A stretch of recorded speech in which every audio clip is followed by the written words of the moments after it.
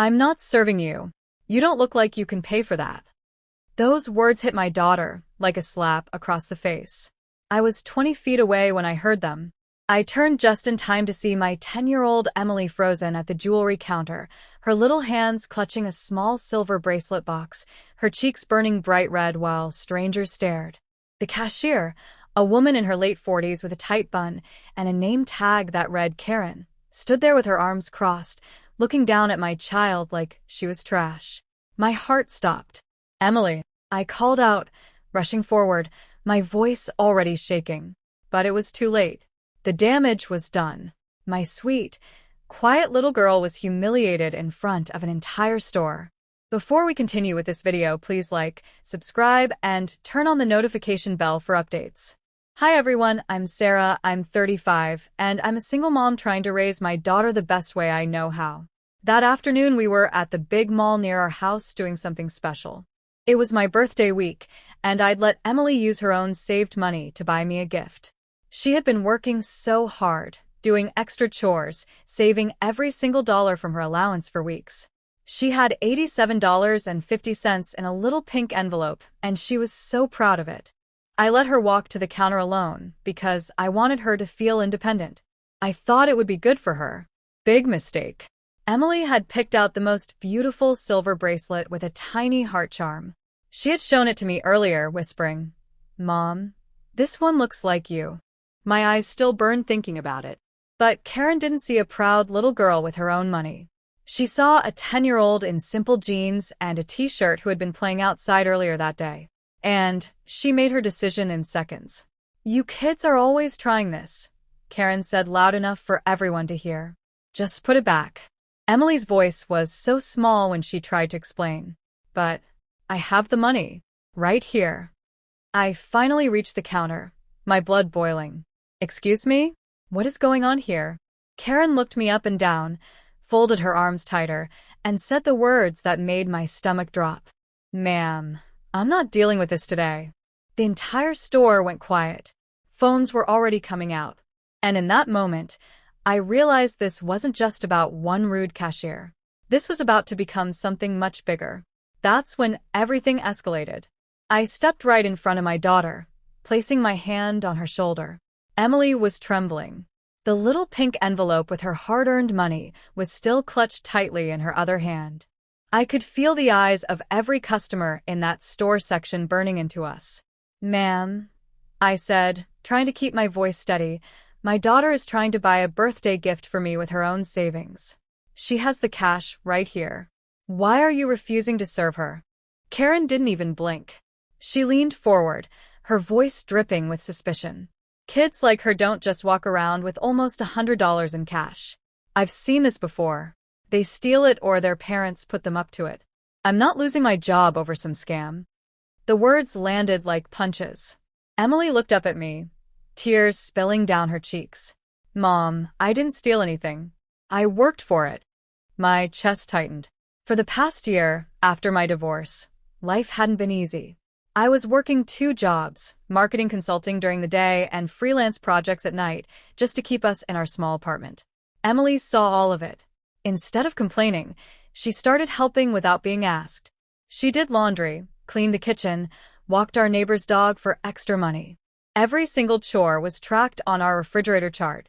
That $87.50 represented weeks of her little hands working while other kids played. I pulled out my phone and showed Karen the chore chart. "Here, proof. Every dollar is accounted for." But Karen just smirked. "That could be fake. I don't have time for this." She reached for the phone to call security. That's when the store manager, Mike, a man in his mid-30s with a cheap suit and stressed eyes, came rushing over. I expected him to fix this. Instead, he glanced at Karen, then at us, and said, "Maybe it's best if you take your business somewhere else today." The betrayal hit hard. Other customers were whispering. A few were recording on their phones. One older lady shook her head in disgust at the staff, but no one spoke up yet. I felt something shift inside me. This wasn't just rudeness. This was prejudice, pure and simple. They looked at my daughter's simple clothes, her young face, and decided she didn't belong. Security guards started walking toward us. I pulled Emily closer and looked Karen dead in the eyes. "You're not touching my daughter." My hand went into my pocket. That's when I pulled out my phone and hit record. I pulled out my phone and started recording. That's when Karen made her biggest mistake. The red light on my camera flipped on, and suddenly her whole attitude changed. She noticed the phone pointed straight at her, and her face twisted with panic. "You can't record me," she snapped, reaching across the counter like she was going to grab it. "That's illegal." I kept my voice calm, but firm. "Actually, it's not. We're in a public place, and you just humiliated my 10-year-old daughter. Everything you've said is on camera now." Emily was still pressed against my side, her body shaking. I could feel her heartbeat racing through her shirt. All I wanted to do was pick her up and leave, but I knew if I walked away now, this would just happen to another kid tomorrow. I looked at manager Mike. "You really want to stand there and support this? She's a child with her own money trying to buy a gift." Mike shifted uncomfortably, glancing between Karen and the growing crowd. "Look, we have policies about suspicious transactions." "Suspicious?" I cut him off. I reached into my bag and pulled out my business card, holding it up so the camera could clearly see it. "Sarah Thompson, marketing consultant. I work with several major mall corporations on customer experience and staff training." The color started draining from Karen's face. But I wasn't done.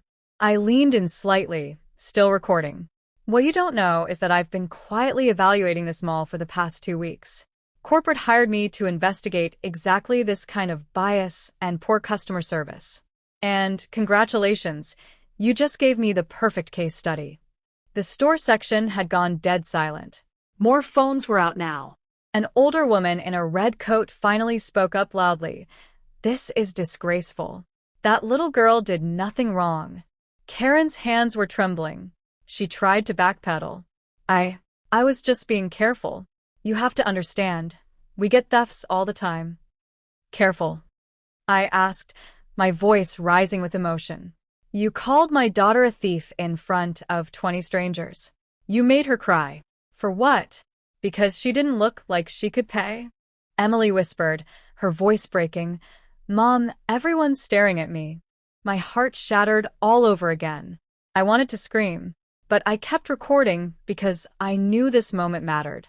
Then I looked straight into the camera and said the words that changed the temperature in the entire store. "You just humiliated my daughter on camera in front of all these people. I hope this was worth it because the people who hired me are about to see exactly who you are." Right then, a customer in the back shouted, "I already sent the video to the mall's corporate page." Karen's eyes widened in pure terror. What happened in the next 60 seconds left the entire store completely speechless. Karen's face had gone ghost white. She was still frozen behind the counter, mouth opening and closing like a fish out of water, when a tall man in a sharp navy suit came power-walking through the crowd. His eyes locked on me instantly. It was David, the regional manager for the entire mall chain, the same man I had been scheduled to meet in private 3 days from now. He had clearly seen the video already. "Sarah," he said, his voice tight with recognition. "What the hell is going on here?" Before I could even answer, David turned to Karen and Mike. "Corporate just forwarded me 3 different customer videos. Karen, you're suspended effective immediately. Badge and keys now." The words hit like a thunderclap. Karen's hands started shaking so badly she could barely unclip her name tag. Mike looked like he wanted the floor to swallow him whole. He tried to stammer something about following procedure, but David cut him off cold. "Procedure?" David repeated, loud enough for the whole crowd to hear. "You backed an employee who just profiled and humiliated a 10-year-old customer on camera? While the consultant we hired to expose exactly this kind of behavior was standing right here." That's when the final piece dropped. I wasn't just an angry mom with a phone. I was the undercover consultant the corporation had quietly brought in 2 weeks earlier to evaluate customer service, bias training, and how staff treated people who didn't look like they could pay. My entire visit today, letting Emily go to the counter alone, had been part of the test. And Karen had failed it in spectacular fashion. The store went dead quiet. You could hear a pin drop. Emily looked up at me, eyes wide with confusion, and a tiny spark of hope. "Mom, you knew this was going to happen?" I squeezed her shoulder gently, still recording everything. "Not like this, baby. But sometimes the only way to fix a broken system is to let it break in front of everyone." David turned back to us, his face flushed with embarrassment. "Ma'am, I am so sorry. This is unacceptable. Karen, you're done for the day. Security will escort you out. Mike, my office, now." Karen started crying as two security guards appeared beside her. She kept muttering, "I was just trying to protect the store." But no one was buying it anymore. The crowd actually started clapping. I thought that was the end of it. I was wrong. But the real story didn't end when Karen was escorted out of the store in tears. David pulled me and Emily aside while security cleared the area. That's when everything finally clicked into place for the crowd still watching. "Sarah," he said quietly, "I'm so sorry you had to experience this firsthand. Karen has had 3 formal complaints in the last 6 months for exactly this, targeting kids and customers who didn't look like they could afford things. She was already on her final warning. Your undercover evaluation was the last piece we needed. Corporate saw the videos in real time. She's terminated effective immediately. Mike is being demoted to floor supervisor starting tomorrow. We take bias and customer dignity seriously, and today we failed you both." Every question I had planted earlier was answered. No loose ends. No mystery. It wasn't random rudeness. It was a pattern the company had already been investigating, and I had been hired specifically to expose it from the inside. Emily looked up at me, eyes still glassy. I dropped to my knees right there in the middle of the store and pulled her into the tightest hug of my life. The tears came hard for both of us, not from pain anymore, but from pure relief and something deeper. Validation. Justice. The kind that says, "You were never the problem." She buried her face in my shoulder and whispered, "Mom, they believed me."